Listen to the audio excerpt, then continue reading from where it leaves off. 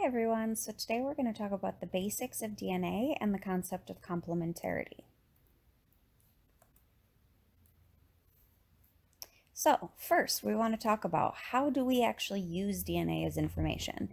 You may know that DNA is the genetic information for a cell and that it contains all the information that an organism needs to grow and live and function in their environment. But how does that actually happen? So we start with DNA. We have DNA in the nucleus of the cell. That DNA gets converted into RNA through a process of transcription.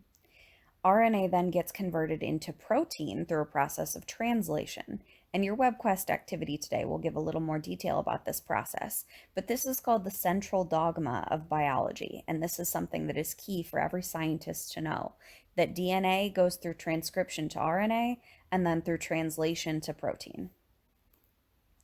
So, what actually makes up DNA? We have a backbone. We have a sugar phosphate backbone that creates the structure of DNA.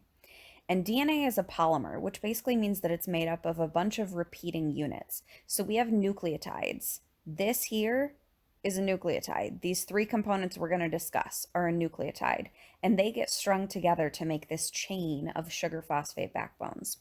So there are three components to every nucleotide. One is a sugar, this component here.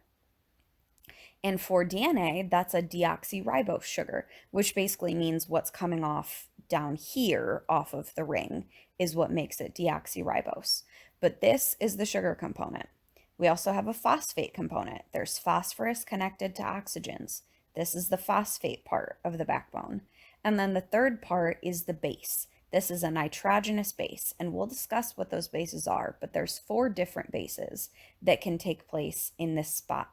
And so our DNA backbone is made up of these components of a phosphate, a sugar, and a base strung together in this backbone structure.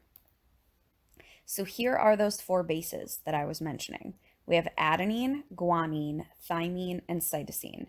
Those are the only 4 bases we have in DNA. Those are the only ones we're going to worry about. Only things we need to talk about are these 4 right here. And this you don't really need to know for this class, but you might notice that adenine and guanine have a structure here that they've got 2 rings. They have a hexagonal ring and they have a pentagonal ring. And those make them purines. These are purine bases, the adenines and guanines. The pyrimidines, on the other hand, are thymine and cytosine. They're these 2 that just have a 6-membered ring to them.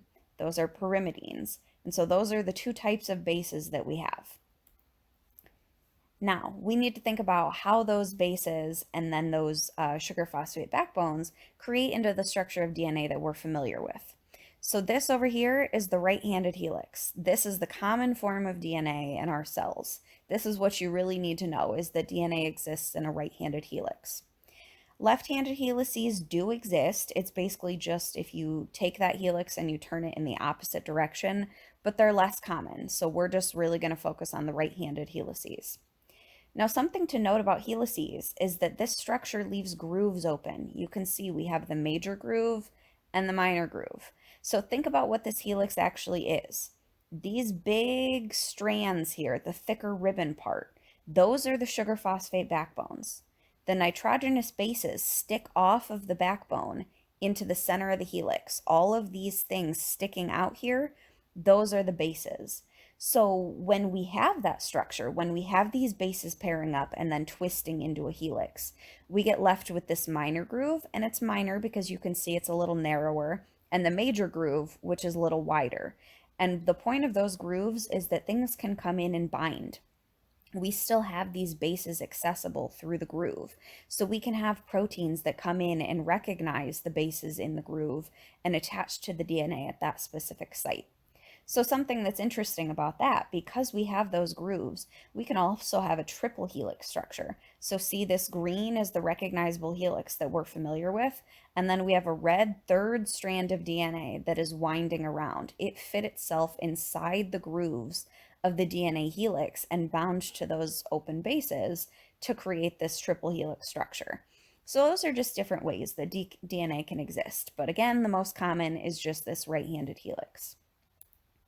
So now we need to think about, how do those strands bind together? I told you in the helix that those base pairs create so that two strands come together to form one helix. But how does that actually happen?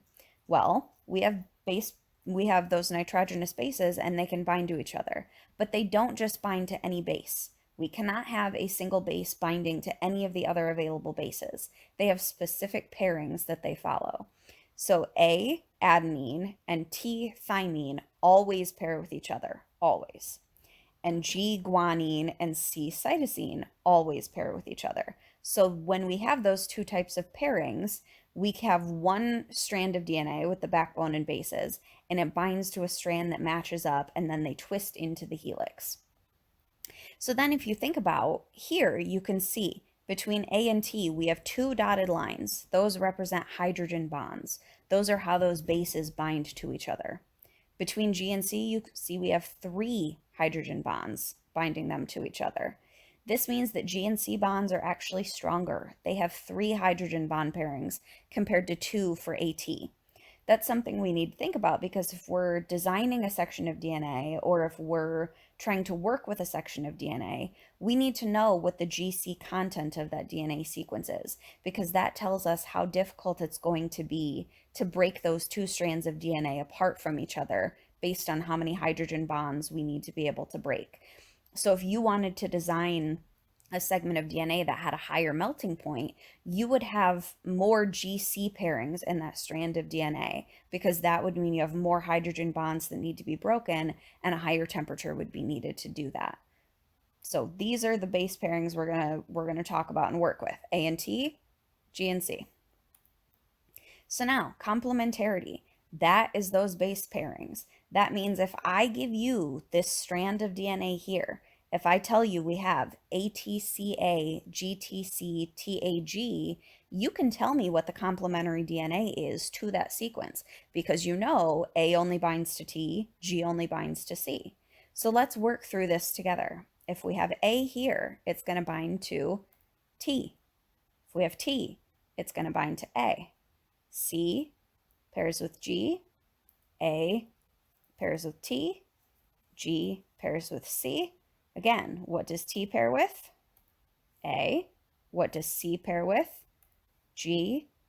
T pairs with A pairs with T, and G pairs with C. So by going through and using these relationships we know, A, T, G, C, we can create a complementary strand of DNA. So if I gave you this strand up here, you would be able to tell me that the complementary strand of DNA is TAGT, CAGA, TC. That's it. It's straightforward. It's just making those pairings.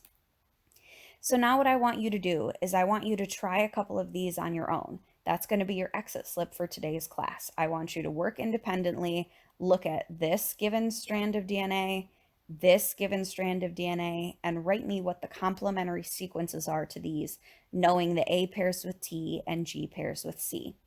So then what you're going to do once you finish this exit slip is you're going to work on a web quest activity. That web quest is going to go over genetic engineering topics and show you a bit of that process of DNA being transcribed to RNA and translated to protein, and also how we can manipulate some of that process to be able to create proteins that we want in smaller organisms, such as in bacteria. We can have bacteria mass produce a human protein, which we can use for therapeutic purposes.